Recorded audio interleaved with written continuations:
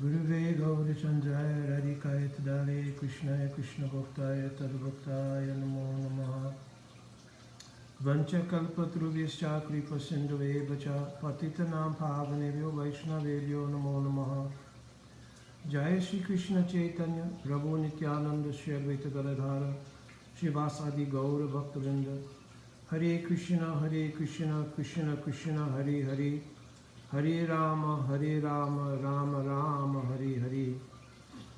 Dandavad Pranam devotees. I am trying to catch up on some questions that have been sent to me, and actually they have been sent some time ago, and some of them have doubled up, for lack of a better word. In other words, somebody wrote a question, and unfortunately I didn't get back to them timely, so they doubled down and wrote the question again, and with an additive because they recently viewed or heard something, and they were asking me about that as well. I only have time to deal with the one question today, and praying at the lotus feet of my Guru Parapadma, Nittalila Praveshtam Vishnu Pada Paramhamsa, Asto Tarasata Sisima, Srila Bhakti Vedanta Narayan Goswami Maharaj, and our whole entire Rupanuga Guru Varga, that they'll bestow their causeless mercy on me to be able to repeat what I've heard from our Guru Varga to answer the question. I wanted to be clear that Prabhuji, I'm talking to you directly kind of now, that we did have this discussion back in 2015, and I had the same answers then that I do now, and I'm happy also that you were able to hear the podcast that you were speaking about and have some doubling down on that answer, and certainly over the course of these years now, 7 or 8 years, whatever it is, that you've had time to marinate on it. I was happy to hear that you're beginning to have some sense of resonance with that answer. You wanted me to show you in Jaiva Dharma, particularly the section regarding why, in the original discussion we had years ago, which I'm shocked that you have noted, where Srila Bhaktivinoda Thakur has mentioned his rationale or reasoning for giving the narrative of the jiva manifesting from Tatastha Shakti.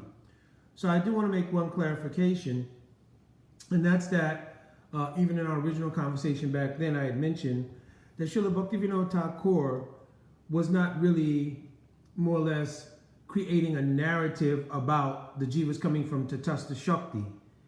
He was giving a narrative as examples to answer the question of Brajanath, which was, what does it mean to be Tatastha Swabhav? So Tatastha Swabhav means being of the nature of the marginal potency. What is the characteristics of being the marginal potency? And then he asked, can you give me examples from the Vedic Shastra as Praman in order to show this, what is Tatastha Swabhav? So, in line with answering that question, of course, Srila Bhaktivinoda Thakur goes on to give various answers, including quoting from the 4th chapter of the Brihad Aranyakya Upanishad.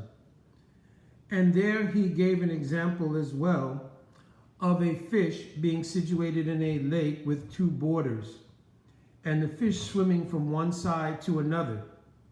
He gave this example to demonstrate how the jiva being situated in Tatastha Swabhav has the tendency to be influenced by either the Antaranga Shakti of Bhagavan, Swarup Shakti, or by the material or Bahiranga Shakti of Bhagavan, means Avidya Shakti or Maya. So he was not really describing though he gave for pictorial elucidation an example of an imperceptible line demarcating land and water, he was not setting up that as a history of the jiva being situated in such a place and then having, like the fish, looked, or in some cases gone to one side of the bank or another, and then chosen whatever outcome they've had. And we've discussed, for many reasons, there would be just too many questions that would arise. For instance, if you had the opportunity to look one way or another and then make a choice, what was the information base for the choice that you made?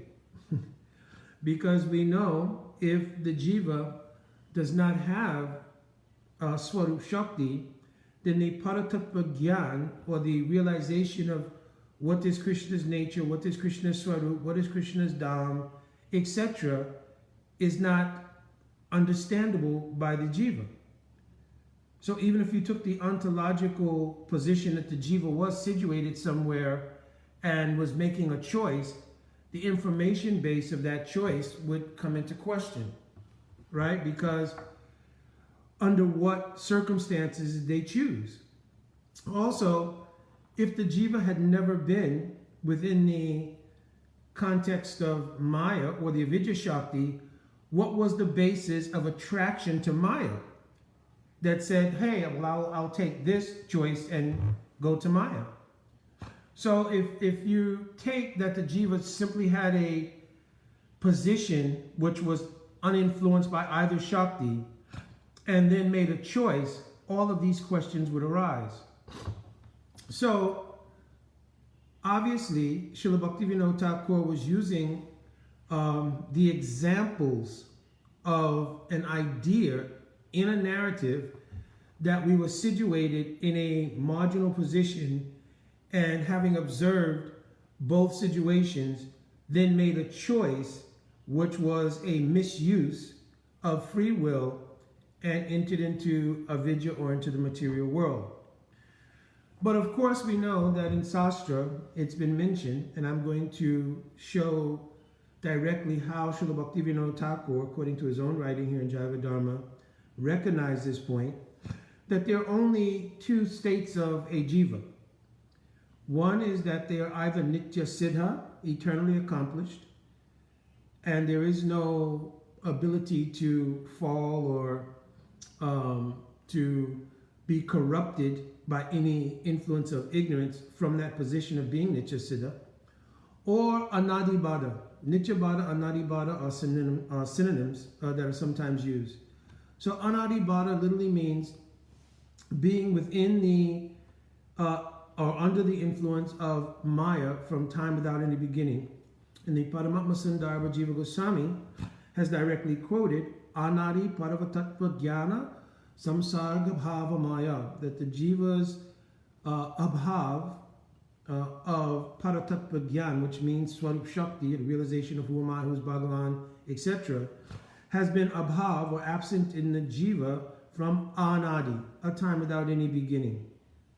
Similarly, in Srimad Bhagavatam itself, which is our mool praman for everything, in the 11th canto, I think it's 22nd chapter, verse 10 perhaps, it says, Anadi avidya yukta sha purushasha atma vedanam svato nasambhavanti anya gyanatva ganado bhavet. So here it's saying that the jivas has been yukta to avidya from anadikal.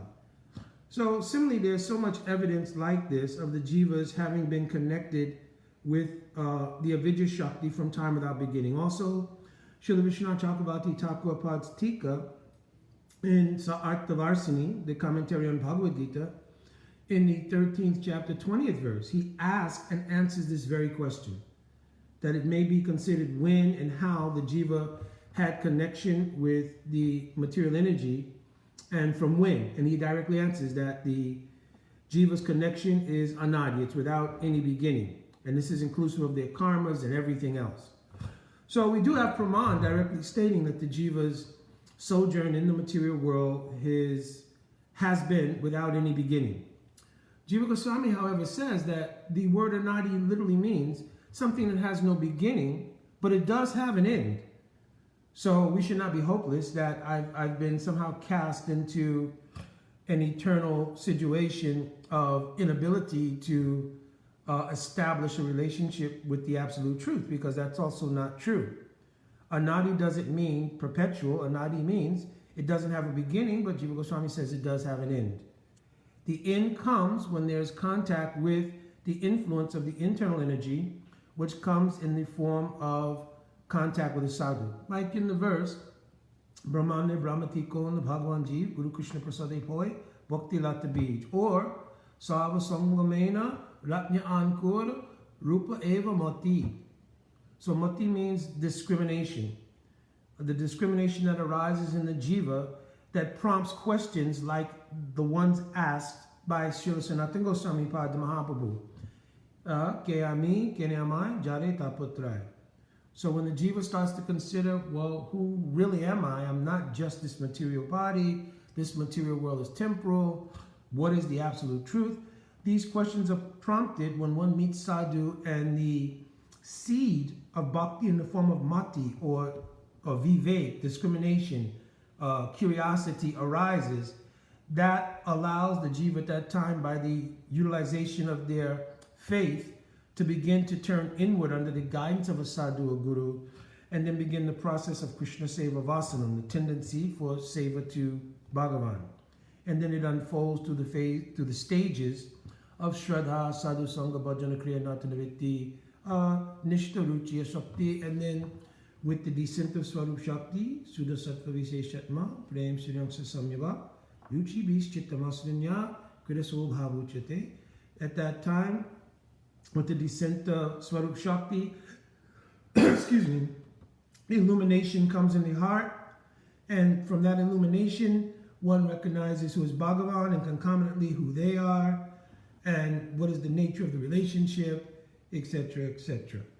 So let's go back to our original point here, which is why Srila Bhaktivinoda Thakur chose, and I'm going to read directly from Jaiva Dharma, why he chose to use the narrative of a jiva being situated in a marginal position and making a choice and the misuse of free will, etc., etc., that we've become accustomed to.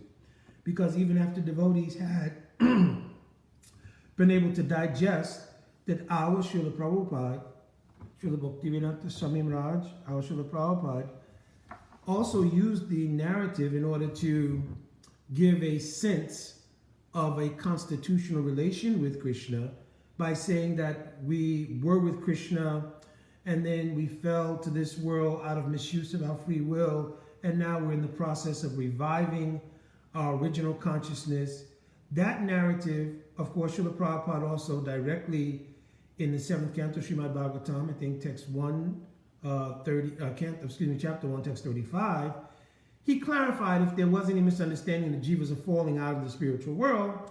He clearly mentions that in regard to Jai and Vijay, which is an example possibly of that unless there was something to be done on behalf of the Lord, it should be concluded that no one falls from Vaikuntha.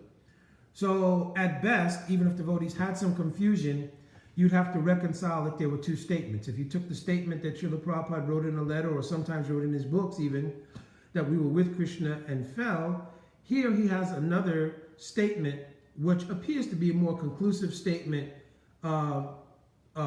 straightening out if there was any misconception about the jivas falling, that they do not fall from Vaikuntha. At best, you'd have to take these two statements and say, well, there's two things said here. Let me find reconciliation. That reconciliation obviously would be according to our template of how we reconcile things, which is Guru, Sadhu, and Sastra. If there was an examination of Guru, Sadhu, and Sastra, we would see that the latter statement of Srila Prabhupada in the 7th canto is the Siddhanta, and that the narrative given was for the purpose of assisting us, just as what I'm reading about Srila Bhaktivinoda Thakur here. So it begins with Brajanath, not the beginning of the chapter, but the beginning of the section that is appropriate to what we're discussing. Brajanath asked the question, you said earlier that the Chit world is eternal, and so are the jivas. If this is true, how can an eternal entity possibly be created, manifested, or produced? If it is created at some point in time, it must have been non-existent before that. So how can we accept that it is eternal? So this is how actual guru-disciple relationship should work. Tajman Guru Papradita Jigyasya Shreyottamam. Jigyasya, or inquiry, relative inquiry, is the basis under which a guru-disciple relationship works. Same in Bhagavad Gita, Tadvidi Pranipatena Pariprishnena Sevaya. Pariprishna, or relevant inquiries, have to be there in order to make clarification of something. So Brajanath is asking that you've mentioned many times things which give indication of a jiva having been either manifested, produced, or created at some point. At the same time, you've said the jiva is eternal, so he's looking for clarification. So Babaji is answering that question. So Babaji Maharaj then says, the time and space that you experience in the material world are completely different from time and space in the spiritual world. Material time is divided into three aspects: past, present, and future. However, in the spiritual world, there's only undivided time, or eternally present time. This is called Nitya Vartmanakal, right? You'll hear this term a lot if you're doing any deep study of these things. What is Prakriti-kal or Prakat-kal, and what is Nitya Vartmanakal, right? The difference between material time and eternal time. And it's mentioned, Na cha kalavikramaha, in the second canto Srimad Bhagavatam, that material time has no influence in the spiritual world. Srila Prabhupada had mentioned directly from Shastra that time is conspicuous by its absence in the spiritual world.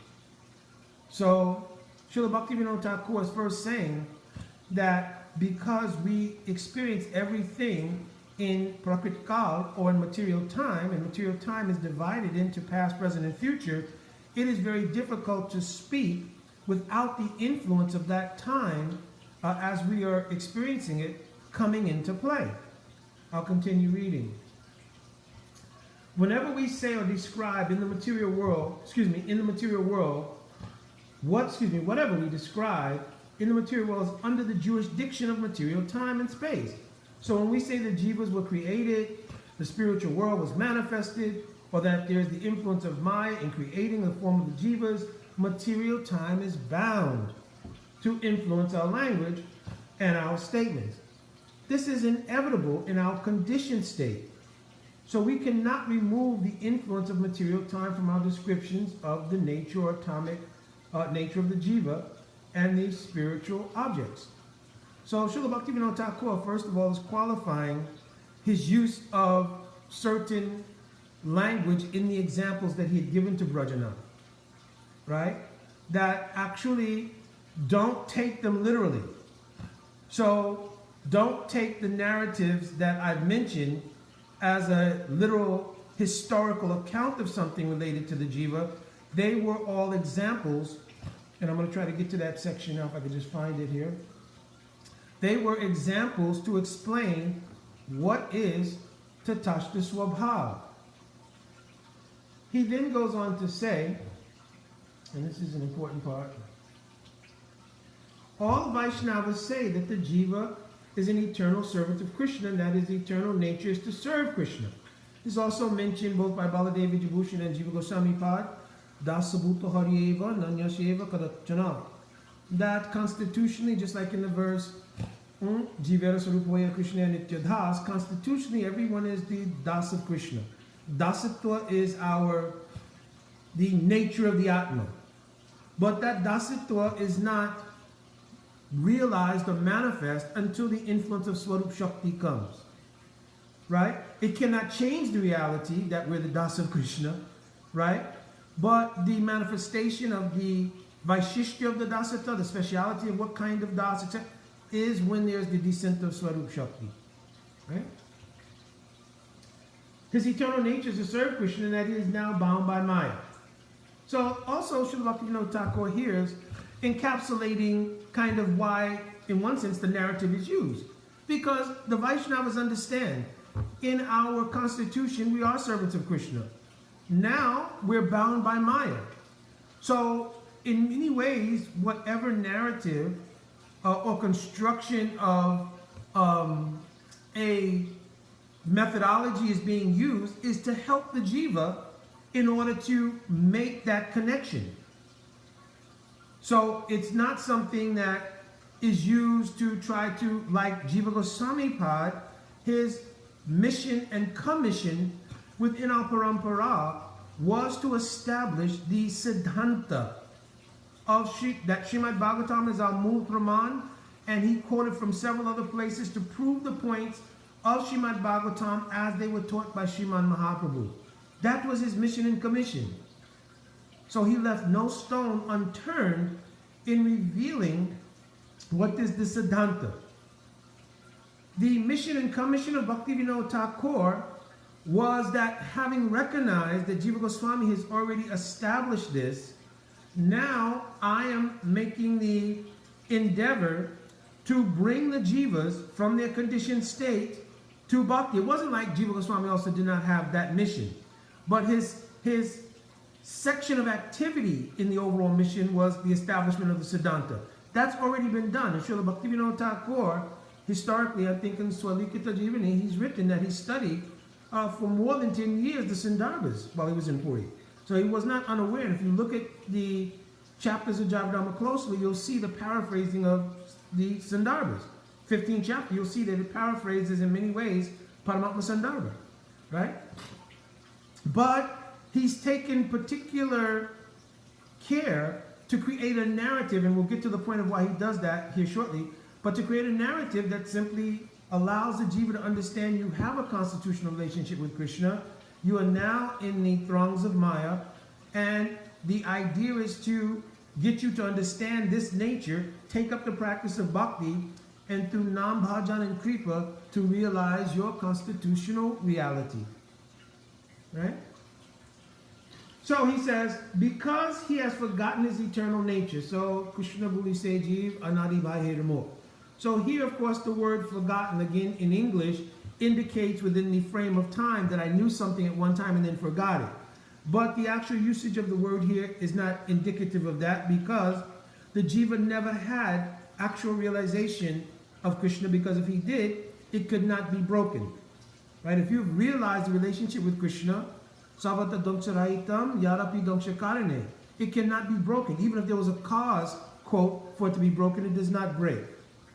In the spiritual world, whenever a cause arises that the relationship with Krishna could be broken, it acts as a udipan or stimulus to strengthen the relationship. Yad bhava bandhano yuno. Prem parikirtita. This is one definition of prem. Right? So it's not being used in that sense. However, now this is important. Srila Bhaktivinoda Thakur, or he's quoting that Babaji's telling to Brajanath, however, everyone knows. So he's saying the whole Vaishnava Mandal, everyone knows the jiva is an eternal entity of which there are two types, Nitya Mukta and Nitya or Anadi Bhada. So Bhaktivinoda Thakur right here is clarifying. Listen, I'm telling you all the things about the Tatashta, etc., etc., but we know the jivas only exist in two states. So how is there a third state of the jiva, which would be called a locus or standing in a place called the Tatashta, where they're situated, void of either being in a liberated condition or a vidya bound condition? There is no third state that's mentioned. He's saying everyone knows the jivas are of two types, Nitya Siddha and Nitya Bhada or Nadi Bhada.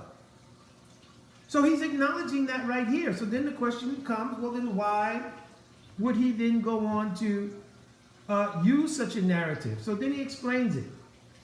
The subject has been explained in this way only because the conditioned human intellect being controlled by pramad. So here they've translated the word pramad as inattentiveness. But if you look in the Sanskrit dictionary, it has many meanings, but they're very similar. Pramad means intoxicated, overwhelmed, when the chitta is overwhelmed by distraction and so many things. It's also pramad, right? So the ordinary person in samsari life, means like material life, they're obviously overwhelmed with considerations of maintenance, family life, children, all kinds of other things that are just part of everyday material life. Therefore, what kind of attention can they give to the deep digging in the matter of understanding Siddhanta? If you read the commentary on Vedanta Sutra, Baladev Vijayabhushan Prabhu, Govinda Bhashya, or you read the Sandarbhas, Paramatma Sandarbha, etc., what kind of concentration and mindset and freedom from distraction it takes to go through, even under guidance, the study of those works.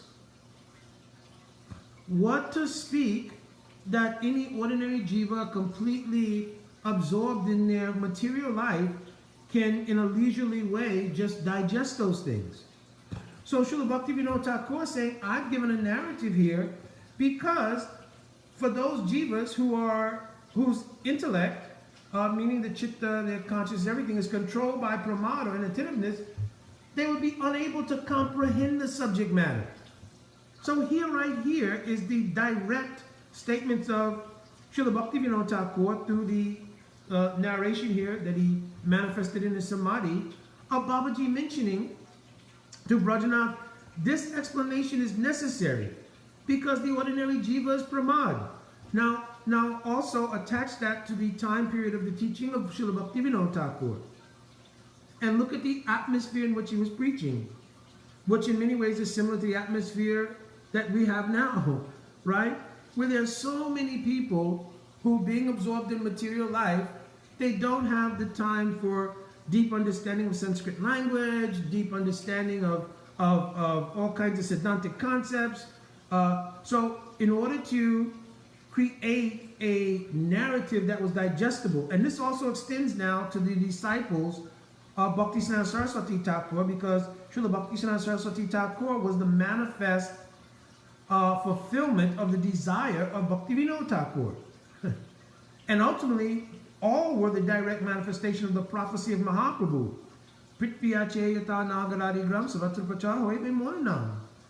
That this Harinam would spread to every town and village. In this instance, in Chaitanya Bhagavat, Mahaprabhu was not just talking about Namakshara, that everywhere people would be saying Hare Krishna, Hare Krishna. He meant the Swarupa of Harinam as well. It means the conceptions of praying, the conceptions of what is Harinam, Namachintamani Krishna Chaitanya Ras Vigraha. This whole everything would spread all over the world.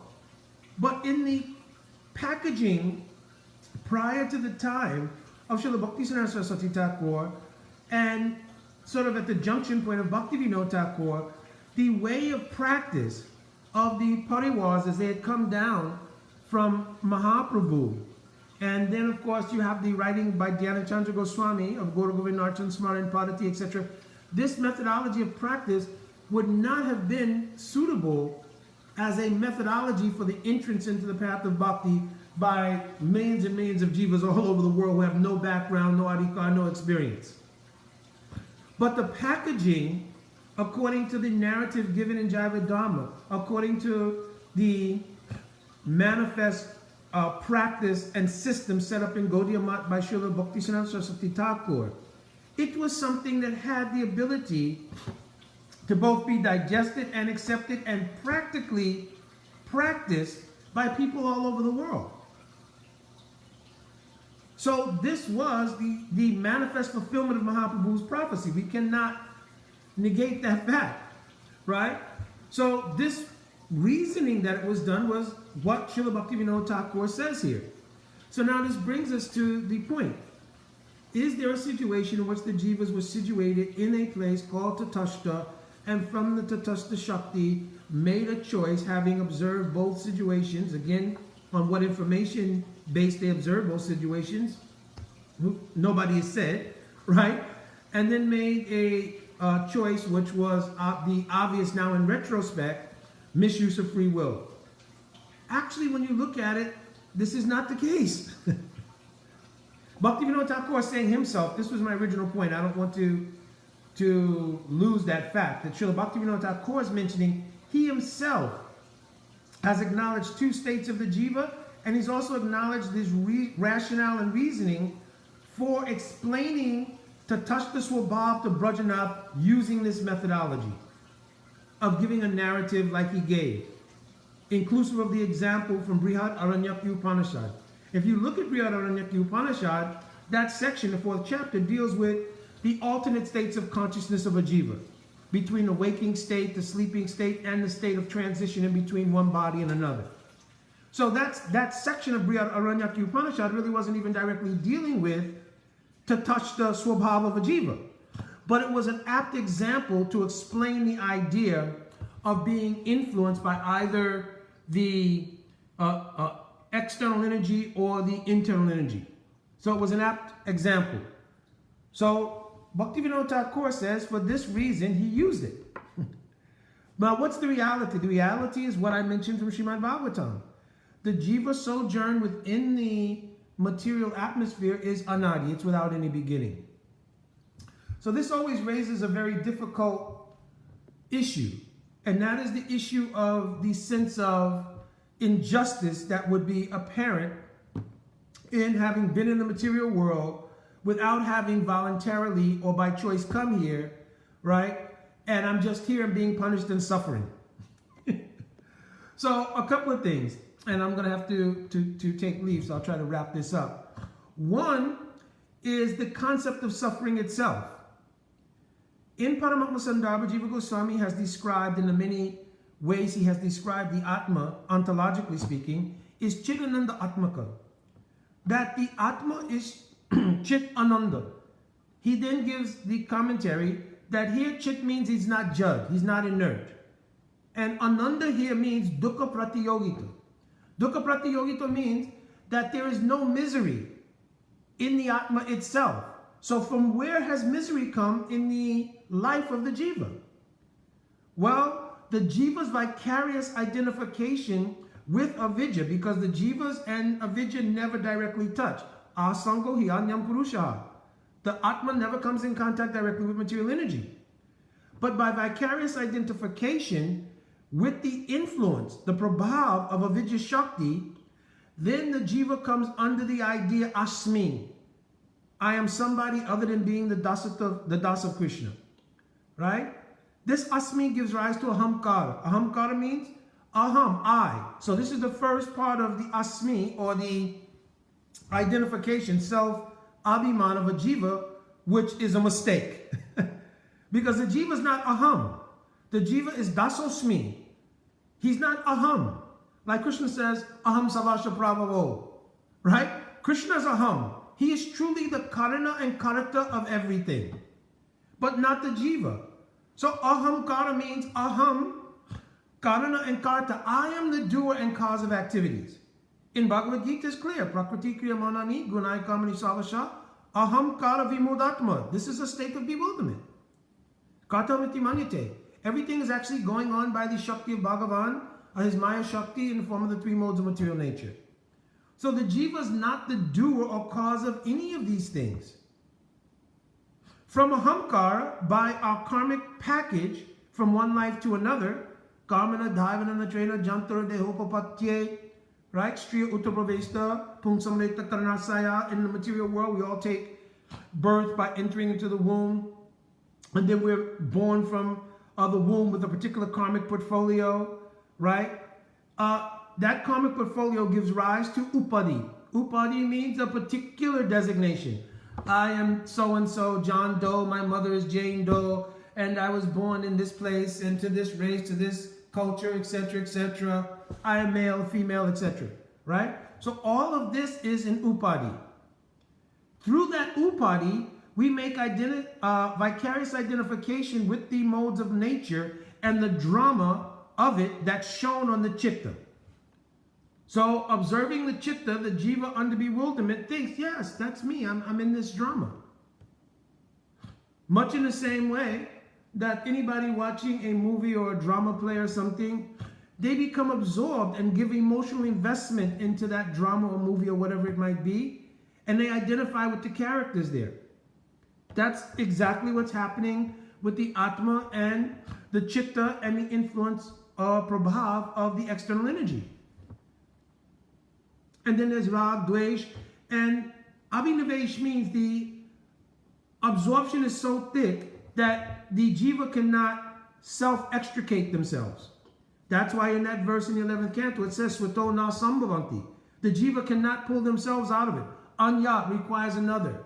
Jnanatva ganadobhavet. Someone who is self-realized and someone who has the karun shakti or the kindness or disposition to assist you. So the jiva sojourn here is from an adikal. And the idea that they have been put into a place of suffering is really not true. Anato pasamam sakshat. Even in Bhagavatam it's mentioning that the so-called suffering of the jiva is superfluous. It was for this reason, it says, Chakra Sattva Samhitam, that Vyasadeva wrote the Srimad Bhagavatam to allow you to know what you think is suffering is actually superfluous to you. It's not the Atma that's suffering. It's the vicarious identification of the Atma that's creating suffering. So we can't look back and say, oh, Bhagavan put me in, from time without any beginning, in a position of suffering. And the nature of being tatashta, or tatashta swabhav, is the potential to come under the influence of the external energy.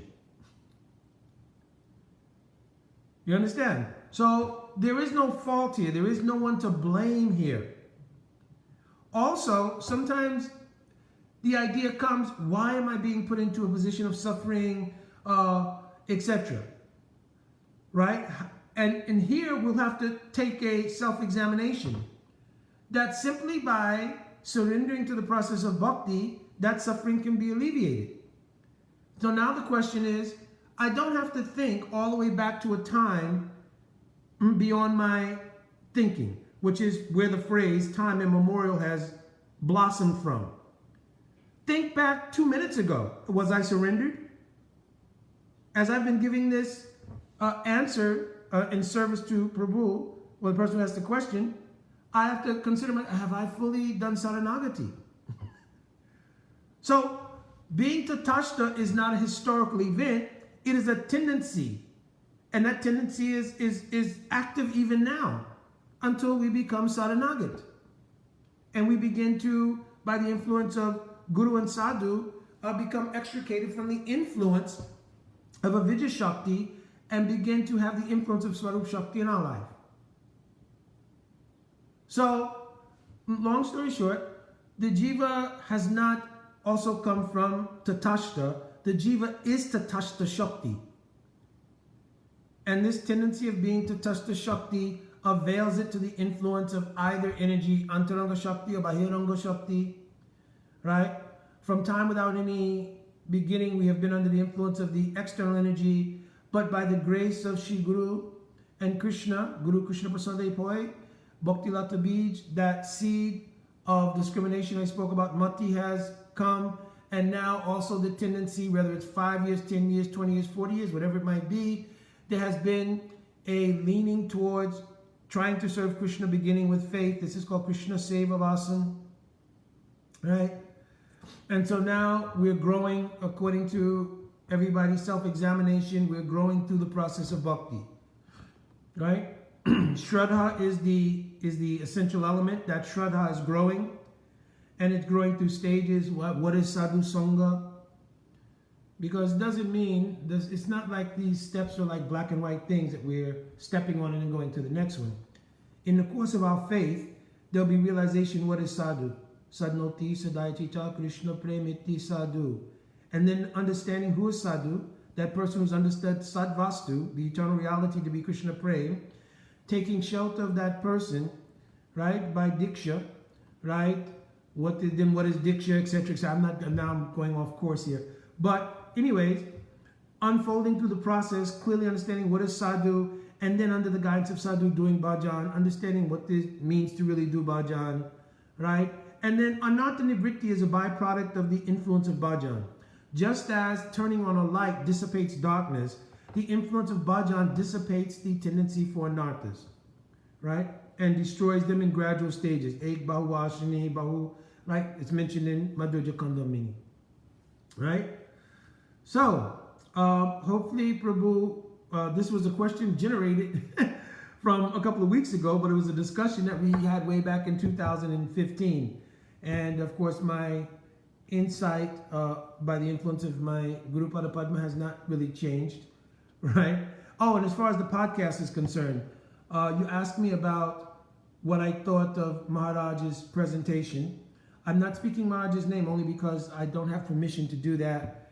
But I was on another class. I had a class of my own earlier that day. So I only caught perhaps the last quarter of the podcast.